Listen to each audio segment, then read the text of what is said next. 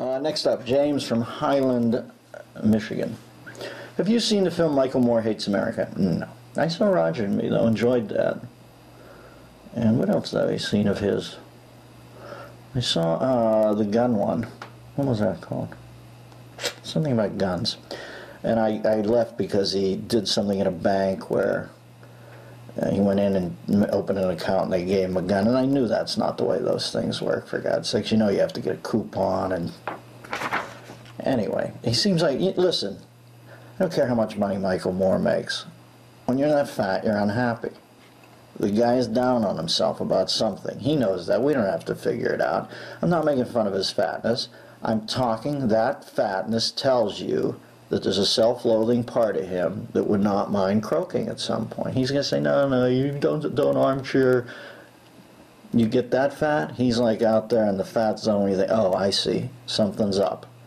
So, you know, I look at Michael Moore, he's in his own fresh hell. Ostensibly a documentarian who can't really lend a truthful eye to his own inner demons, you know.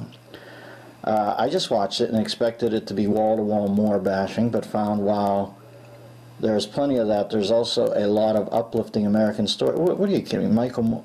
Oh, it must be a film about Michael Moore.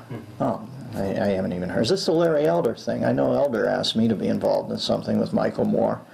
But anyway, I often think that Michael Moore's belly button lint is like a full Savile Row suit. That's the one plus side of getting that big. You can literally reach in, pull out a tailored Savile Row suit. There's also a lot of uplifting American stories in the film that made me feel good about myself, my country, as well as inform me as to the extent of Michael Moore's cinematic deception. Have you seen the film? If so, what was your take on it? I have not seen it, but I think I've elucidated on my feelings about Moore to this point. I find him to be a troubled man. He won't cop to that. He'll say he's got the money. But you know what I mean. You can have all the money in the world.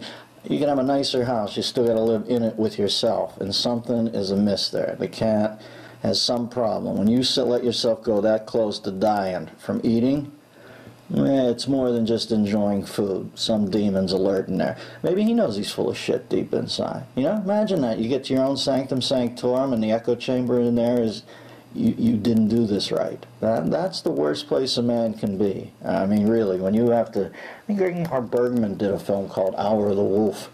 There's the hour between 4 and 5 in the middle of the night where you can't bullshit yourself, you know? If you're up at 4 to 5, something's on your mind. I read a great Playboy interview once about Albert Speer, well, with Albert Speer, the architect who always protested that he did not know about the master solution in Hitler. He was just building buildings. Wah, wah. And the guy who interviewed him got up and went to the bathroom in the middle of the night at his Bavarian castle, and down at the end of the Bert Lahr hallway, lit like Rockefeller Center from down below, snowstorm outside, Speer looking out the window with his hands crossed behind his back like 4 in the morning. You're up at 4 in the morning, looking out windows, you're trying to convince yourself of your own bullshit. And I think there's an Hour of the Wolf thing there with Moore about his weight. You know, you can sell it to the people. You can fool some of the people all of the time. You can fool all of the people some of your time. You cannot fool yourself in perpetuity. It's going to catch up to you.